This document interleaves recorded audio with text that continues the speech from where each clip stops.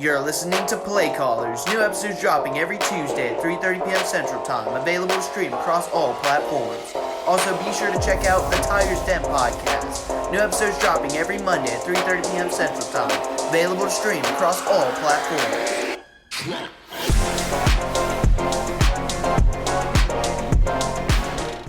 What's up, Playcallers listeners? We are so lucky to be joined with none other than quarterback coach, Coach Cheaney, on this beautiful Saturday morning. And with the university off week, the MLB divisional rounds are actually starting today, and we got a great college football slate. Coach, how are you doing this morning? And thank you for recording with us today. Oh, thank you for having me. Doing great. Got a big win last night. Got a bye week coming up, so kind of being able to relax this Saturday. It's a little different feeling, but I'm enjoying it so far. Yes, sir. So first, I just want to kind of do a basic kind of setting the scene question. As a Okay. quarterback coach, what exactly does your job entail, and what is your role on the team? So my job is on a day-to-day is just to prepare the quarterbacks with the game plan for whatever we're doing that week. So we might install some new plays or something like that, and then I'm just working with them on their reads and um, just how we're going to execute the game plan. And then as far as game planning goes, I work with Coach Johnson and Coach Bagwell, our receiver coaches, and we get the pass game set for the week, whatever we like that week, any kind of wrinkles that we might throw in.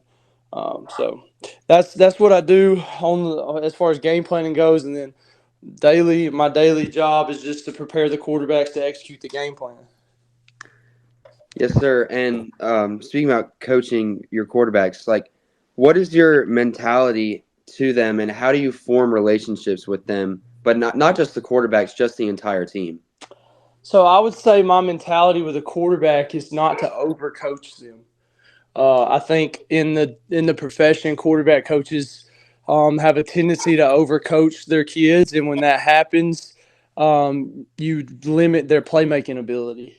I don't want robots. I want football players. Yes, sir. So that's kind of my goal. I mean, obviously, there's things that have to be coached, and there's things that have to be done. But you don't. I don't want to overdo it and say, hey, you have to do this exactly this way every time, because when you got guys running at you from all different angles and you have to read different defenders, you got to be able to make ball plays. So that's kind of my philosophy. And as far as relationships go, I think a lot of that is formed in the downtimes. Like, so when you're not at practice, or you're in between, maybe like in the mornings when we're in between a workout and a walkthrough, just talking to the kids and getting to know them, what they'd like to do, what they do on the weekends. And then I typically try to have like either some kind of dinner with my quarterbacks before the season starts, or have them over to my house during the season, and just to kind of hang out and not talk about football. I think that's the main thing, is hang out with them, talk with them, with that, and let it not have to be about football all the time. We get enough football during the week, so you can find times to build relationships with them on things that are not football related. Yes, sir. That's awesome. I mean, with the stress of football, you got to have off days. You got to just be able to relax with your teammates. And with that, I'm going to introduce my co-host, Max Mesman. Max, what kind of questions do you have for Coach Cheaney this morning? So, good morning, Coach. Awesome game last night. I unfortunately wasn't able to go, but I was following on Twitter. Incredible game, incredibly coached game. Boys showed a lot of heart. And I wanted to ask, in the game against Opelika last night, Henry Allen at quarterback threw for 17 for 32 with 179 passing yards. He also had that game-winning touchdown to Griffin McLean at the end of the game. And I wanted to ask, what do you have to say overall about Henry Allen's performance last night? I would say gutsy. We had some things that didn't go our way during the game, but he was able to, when it was time to play the best, he played the best. When it was time to really come back, and when we were down 2 scores with 7 minutes left, you got to be the best player on the field, and I think he was. I would just say that he showed a lot of heart, and that when it came down to it, he made plays when plays had to be made. And that kind of goes back to what I was talking about earlier about I want ball players, I don't want robots. I think he was a ball player last night. Yes, sir. I mean, he was definitely a ball player. He's been a ball player actually since coming onto the team, which I wanted to talk about. Henry, as somebody that wasn't even on the team at the start of the season, he's come up on big situations during this past 5-game win streak going into the bye week. And I wanted to ask, how exactly has Henry been able to come in on such short notice and be able to learn the play calls and fit into this offensive scheme so perfectly? Well, so it's a little different than what people think. He was with us a little bit longer than what you would think. We were practicing him in the mornings, just kind of getting him prepared. It's just when Jackson got hurt, we kind of sped the process up a little bit. So he's had a little bit more time than people know. But I would say that it just goes back to just Henry, and Henry's a smart kid, and he's able to grasp whatever we need him to grasp. Like what we've done is since this process got sped up and he had to get thrown in there, we've kind of just added parts of our playbook as the weeks go. So we started small when he first came with us back at the beginning of August, and then then whenever he got thrown into the fire with Jackson getting hurt, we added a little bit more. And then the next week we add a little bit more, and then so on and so on and so on. So it's been a slow process as far as getting the playbook in. And I would say we still don't even have the whole playbook in with him. We just try to find things that he does well and things that would be successful against our opponent. But again, it goes back to Henry. He's a smart guy. He's able to grasp everything I've asked him to. And he studies the playbook. He's always, if I give him something to study for the week, he's always got it down. So I would say it goes back to the Henry and the kind of kid he is. Yes, sir. And last question revolving around last night's game specifically. Going into that last drive at your own 38 with under 3 minutes to go, were there any specific words that you told Henry before he took the field and eventually led Auburn to victory? Just always tell them to be smart in those situations, that we don't have to get it all in one play. We had time. I think we had 2 timeouts at the time, 3 minutes of 2 timeouts. We can still run the ball in that situation. So I just told him to protect the football, make smart decisions. If you don't have it, get out of bounds or throw it away. I don't try to I didn't try to give him too much information. Just, hey, be smart with the football. We have timeouts and we can run the ball. That's the biggest thing. A lot of times you get in those situations and people think running the ball's off the table. But if you got 3 minutes and two timeouts, you have plenty of time to be able to run the ball and stop the clock when you need to. But yeah, just kind of make him aware of our situation and what we're trying to do offensively is what I would say right before he jogged out. Yes, sir. And then when it comes to the quarterback position specifically, I feel like it's one of the more cerebral positions really in all of sports, with the reads that a quarterback has to make and call out before the snap, as well as the split-second decisions that he has to make while the play is going on. So I wanted to ask, from a coaching standpoint, how important as well as probably challenging is that to teach those reads to a player, a quarterback, as well in practices as well as games throughout the week? Yeah, so it's super important. I tell my quarterbacks all the time, I can't put you out there if you don't know who your read is or what the read is. I would say that we try to, in our offense, we try to make it as simple as we possibly can. We try to make our reads the same no matter what formation we're in for a specific play. So if we have a play called and we run it in one formation, if we run it in another formation, the read is going to be the same every time. So that helps them a little bit. It presents something different to the defense, but it's the same for us. So I would say the main thing that we do that is really that I think is really helpful is in the off season, I meet with the quarterbacks every week.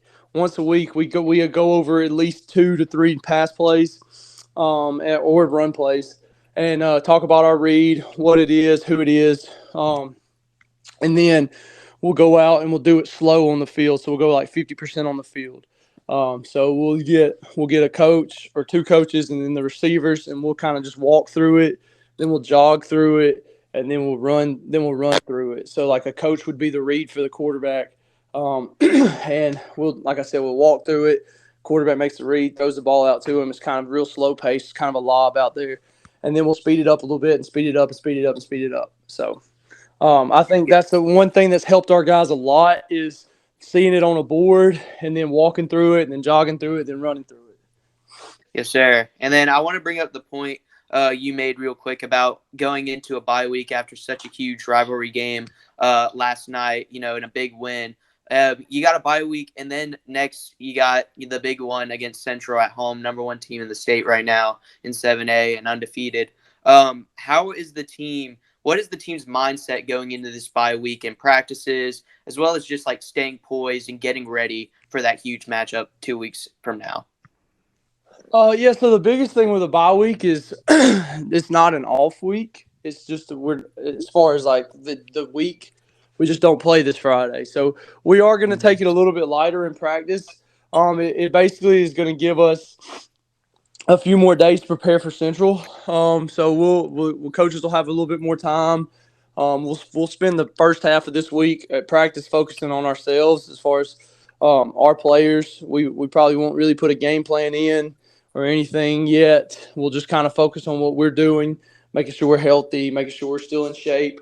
I think that's a big thing that we have, again, that most people don't have, is we're in better shape than a lot of people.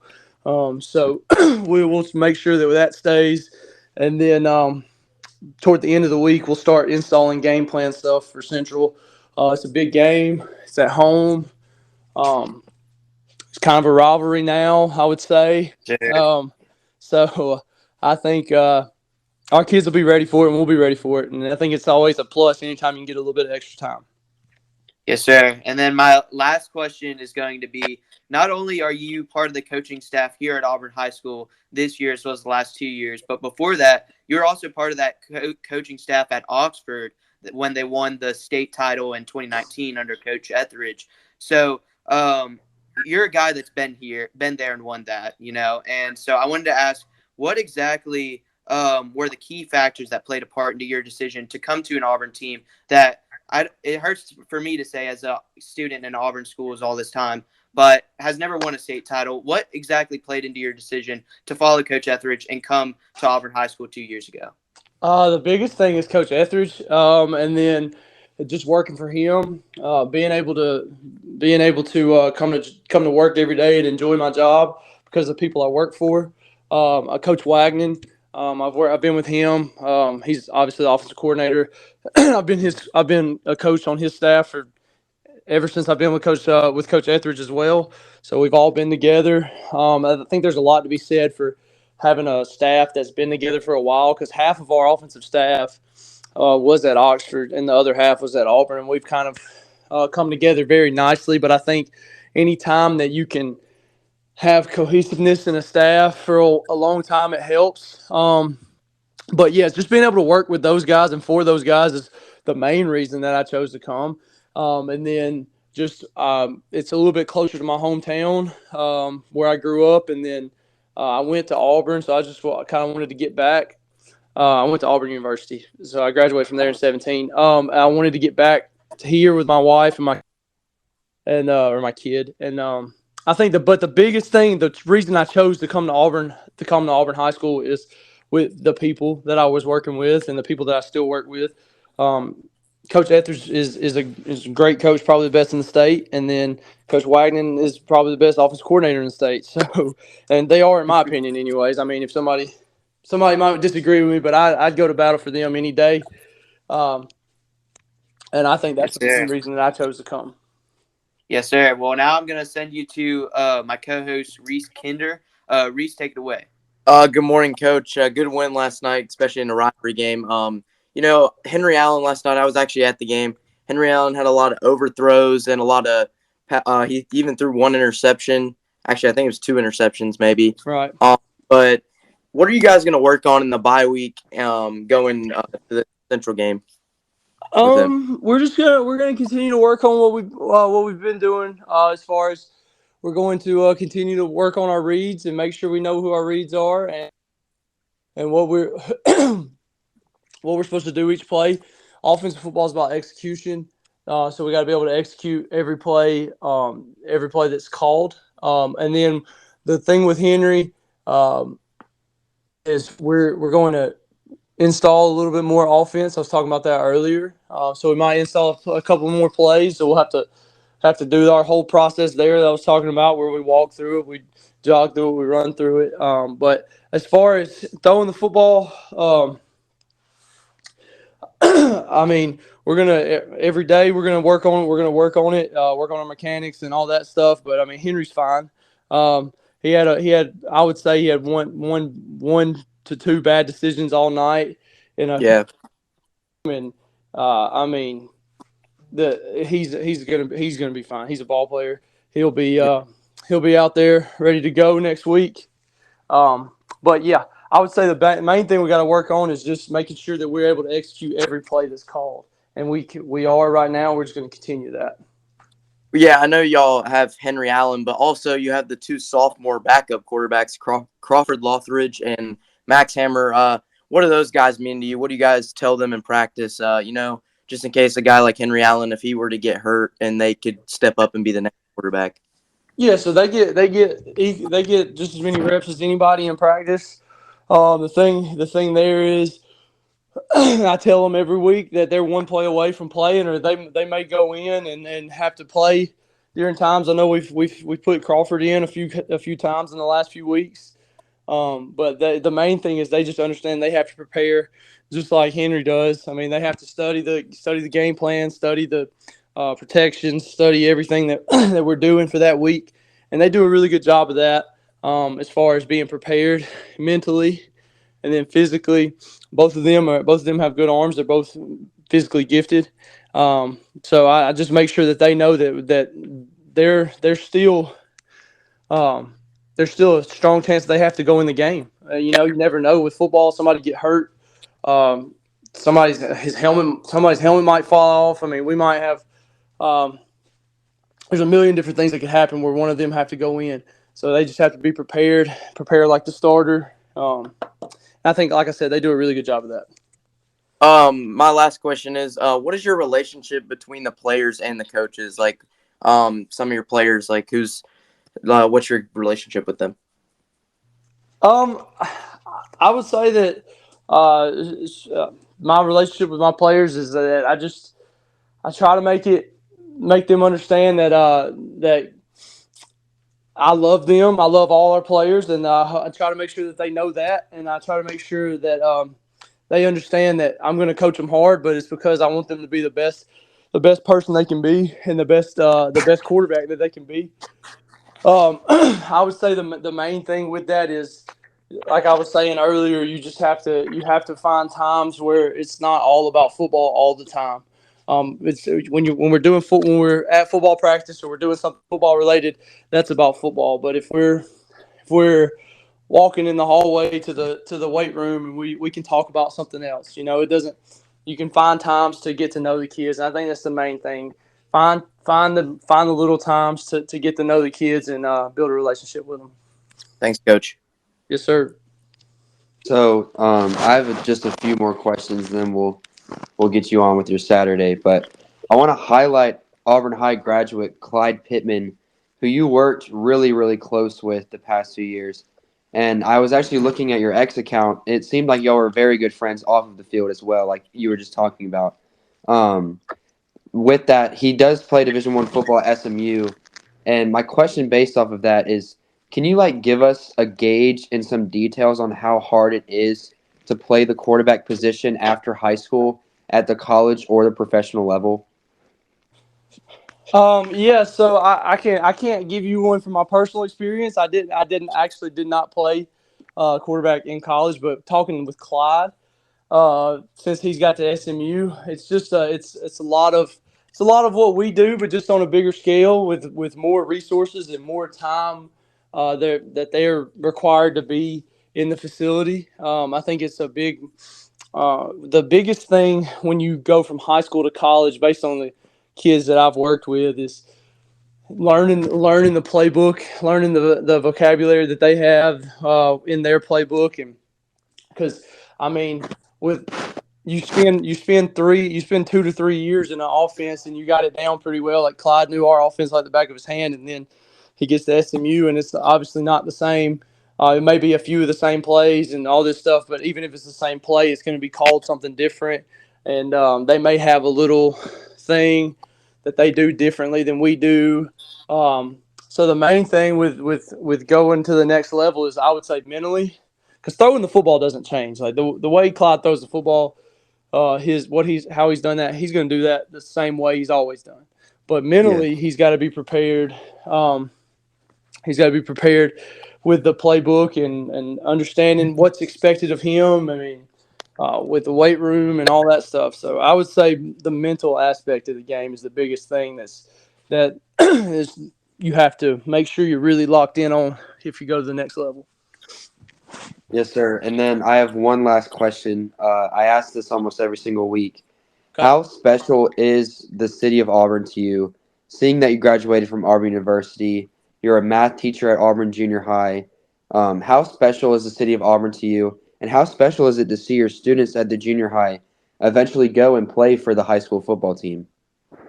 Yeah, it's awesome. So this year is the first year where I've had, so the sophomores this year were my first class in at the junior high. So some of them are playing football this year, and that's really cool to see. The city of Auburn is just awesome. I mean, I wouldn't want to live anywhere else. I think we have great support from the city, from the mayor, from everyone involved in the city. Everybody's always supportive. The Duck is probably the best atmosphere in high school football, especially in the state of Alabama. I mean, there's nothing like a Friday at the Duck. And then last night was awesome. They traveled to Opelika. I know it's not far, but I mean, they were just as loud as Opelika's side was. Our side of the field was, and I think there's a lot to be said for enjoying where you live and enjoying going to work every day. And I think that I have the best job, and I think that I live in the best city in the state. Yes, sir. Well, I know we're thankful to have you in Auburn. Max and Reese, do y'all have any more questions? No, sir. Nope. I thank you, Coach Cheaney, for your time so much. I appreciate it, guys. Well, Thanks for having me. Gonna do it, Coach. for episode 7 of Playcallers. Thank you so much to Coach Cheaney for joining us today. We're so blessed to be continuing doing these episodes every single week and getting these episodes out for y'all. Thank you, Coach, and we hope you have a blessed week. Is there anything else you want to say to the students or the fans with the Central game coming up? I would just say come out and support us next Friday night. It's a home game. We need to have the Duck packed out and let it be rocking when 7 o'clock hits. Yes, sir. Hey, thanks for having me, guys. Thank you so much, Coach. These are the sounds of the game from the Booker T. Washington and Auburn flag football game. And also, I got some interviews at the Opelika football game as well. And so these interviews at the Opelika football game it was a little bit of commentary. And I basically reported at the end of every quarter and also at the start of the game what was going on and what had happened in the quarter, a little bit of a rundown. And then also got the interview at halftime with Coach Smith and Coach Etheridge. And then got an interview at the end of the game with Coach Smith, Towns Magoo, Omar Mapson, and Davis Smith. Hope you enjoy. All right, I'm Noel Garris. I'm here with Coach Simo from baseball. Yes, sir. All right, first question. How do you feel about last season after making the Final Four? In baseball, we didn't make the playoffs last year. Last year? Yeah, we got beat by Smith and Central last year. So Wow. the year before 2 years ago. 2 years ago, Central beat us on a walk-off home run. Yeah. Wow, okay, so how do you feel about last season? It wasn't a very good one. Wasn't a very good one? Nah, Yeah. I did a poor job. So hopefully I rebound this year. All right, now what are you, speaking of that, what are you looking forward to next season? A lot of excitement. Hopefully we get lucky and win some ball games. All right, perfect. Thank you so much. You're welcome. Thank you. I'm here with Coach Meggs, the sponsor of Auburn High School's very own Sanford the Tiger. Now, my question for you, Coach Meggs, is how does it feel? You know, what does it mean to have Sanford appear at every event? I think it means a lot. Sanford is the embodiment of school spirit itself. When he's in the presence, then people automatically have a smile on their face and they're ready to cheer on the Tigers, and everything they do are ready to have fun at a school function, whether it's Tiger Mochas on a Friday morning or a football game on a Friday night or flag football on a Tuesday night. All right, perfect. So you say Sanford is more of a well-rounded entire school school mascot rather than just a athletic department thing. Oh yeah, for sure. Sanford is at all varieties of school events. You might see him welcoming people into the Performing Arts Building, or you might see him on the sidelines of an athletic event, or even just handing out coffee on a Friday morning. All right, perfect. Thank you, Coach Meggs. Here with Coach Link, the head coach of the flag football team. All right, first question. How do you feel about the game so far as a whole? So far, the energy's been a lot better from the past 2 games, and so I like where we're doing. Our offense is working pretty well, and defense is playing shut down. All right, perfect. Last question. What do you think your team could improve on going into the second half? No more deep balls. That's something we're working on, make sure we pull the flags, and they're a physical team, so we've just got to make sure we're in it and being tough with them. All right, perfect. Thank you. Thank you.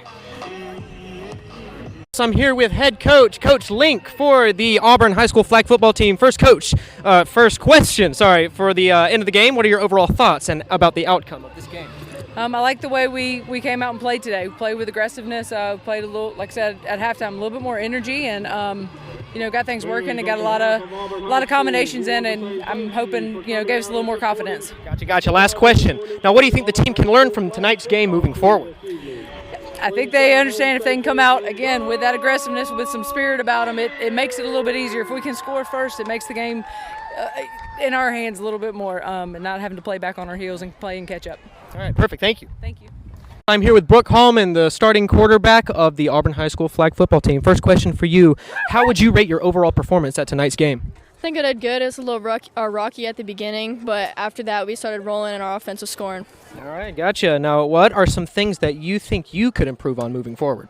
Like I said, the beginning was rocky, so just having an overall consistent performance is something that I'm looking forward to improve on. All right, perfect. Great game. Thank you. Thank you. I'm here with Daly Alsobrook from the Auburn High School flag football team. They had a big win tonight. 2 questions for you, Daly. How would you rate your overall performance on tonight's game? It was pretty good. I had a few good catches. It was fun. All right, perfect. Now, what are some things that you think you could improve on moving forward? I think I need to improve on being quicker on my feet and not being flaky whenever they're playing aggressive on me. All right, perfect. Thank you. Thanks. I'm here with Madison Allen on the Auburn High School flag football team. A big win tonight. First question for you. How would you rate your overall performance at tonight's game? My performance was probably about a 7 out of 10, mainly because I know what I can do, and I kind of let them get behind me sometimes, but I still had it down for the most part. Gotcha. Now, what are some things that you think you could improve on moving forward? Definitely not letting anybody get behind me, getting flags, and make sure every single pass is caught. All right, perfect. Thank you. Thank you. I'm here with Heaven Lockhart on the Auburn High School flag football team. Great game tonight. 2 questions for you. How would you rate your overall performance on tonight's game? Just like Madison, I'd rate mine a 7 as well, mainly because there were a few things that I know that I missed and that I messed up and that I could do better with. So overall, I'll just say a 7. All right. Now, what are some things that you think you could improve on moving forward? Mainly like my balance and making sure that I stop falling so much and getting more in the air and like catching balls and throwing balls down and things of that sort. All right, perfect. How'd you feel about the game today? I'm a little bit disappointed, but we tried our best. How do you feel like about your playing time? How do you think you did? I think I did good for my part. Did you learn anything? Yeah. So y'all came into this game strong, but then Central took over pretty quick. How do y'all feel about that? It's a tough loss. We certainly need to go back to the drawing board on a few things. Just need to be better prepared for what they have in the future, and we'll come back stronger. We're gonna fix a couple mistakes. How do you think the girls did learning new things for this game? We'll go back and we'll watch it on film, and so they'll really get to see what I'm talking about. Some things they haven't all seen yet, so we'll go watch it, and we're gonna correct all our mistakes. All right, thank you. Hello everyone, sideline reporter Reese Kinder here. Before the Opelika game, it's actually about the rain has just stopped here in Opelika, Alabama. Getting ready for this big rivalry game. Both student sections are ready. We've already seen Opelika booing the Auburn team coming out of the locker room, and we've seen the Auburn student section booming the Opelika team when they go into the locker room. Game time starts. The game starts in 11 minutes, and we're ready for this exciting in-state rivalry between these two big rivals. Auburn looks to take the lead in the series, and we will see you at halftime with Coach Etheridge. Just at the start of the second quarter, Auburn had a very tough first quarter. Both teams scored 0 points. There was 2 turnovers forced. Actually, Opelika got an interception, but then fumbled the ball in the same play, and Auburn recovered it back. Right now, it is 3-0 at the start of the second quarter, and Auburn looks to score their first points of this matchup at Opelika. Auburn is down 16-7 at halftime after a very not so good first half. Auburn turned the ball over once and was not able to move the ball a lot. They ended up punting it twice. Opelika scored 2 touchdowns and played a very good first half. And yeah, it is 16-7 at halftime. Hopefully Auburn can bounce back. They haven't been a second half team all year, but you know that could change here tonight at Bulldog Stadium. But I will talk to you after halftime. Here with Coach Etheridge. Coach, what did you see in the first half, offensively and defensively, from your team? We didn't play real good the first half. We got to play better second half. You know, it just can't get those balls over the top. We got to make sure that we control the football. We don't let their offense had it most of the first half. We did get one good drive. We got it down here, got it in the end zone. So we need to sustain drives and just plug along. What was your message to the guys at halftime? Down 16-7. We're just we got to relax and play. We're making unfundamental mistakes, letting them get over the top of us. Little things. We got to come up and we got to tackle. We got to work on punching the ball out and do the little things right. What are you looking for in the second half from your team? Just a lot more intensity, and then we'll play a little more relaxed. All right, thanks, Coach. Thank you. What did you see from your special teams in that first half? Actually, I think they did pretty real good job on that first half. We just got to play with more energy, especially on defense. Yeah. I think most of our guys play on special teams from defense, but they got to pick the energy up when they get out there and play defense. That one punt, that was a very short punt. What did you see from, or what did you tell him after you missed that punt? He just got to keep his head up. We talk about that all the time. We do 5 perfects after practice. Just got to mentally block it and go out there and just play the second half. What are you expecting from your special teams second half? Playing with more intensity, playing with that hair on fire kind of mentality, and also just getting down to trying to hit somebody. That's the biggest thing. All right, thanks, Coach. Yes, sir. Go Tigers. Auburn is losing by 6 points after Opelika failed to make the extra point in the second quarter, but now it's 23-17. Auburn's looking to score as they're at midfield after Omar Mapson's big run on 3rd and 14 to get Auburn the first down. Right now it is actually 2nd and 9 after he got a 1-yard gain to end the third quarter. We're about to start the fourth quarter here at Bulldog Stadium, and I can't wait to see how this game will play out. Auburn looks to win again away. I'm here with running back Omar Mapson. Omar, how do you feel like you did in the second half to get your team to win? I had to step up. We had to step up our game as a team. We came out there, we dominated the second half. The first half was not our half. We came out there the second half and we dominated. We scored 3 touchdowns in the second half, and we just dominated. What do you feel like you guys need to work on in practice this week and going through the bye week? We just need to work on passing more. I would say we're running the ball really good, and I think we'll just need to work on passing a little bit more. All right, thank you. Heck of a football team that we just played. They're one of the best football teams in 7A, no doubt. It's 2 top 5 teams, I think, going at each other. Eric does a great job. Coach Speakman does a great job with those guys, and we have a lot of respect for Opelika. And it's just a great football game every single year.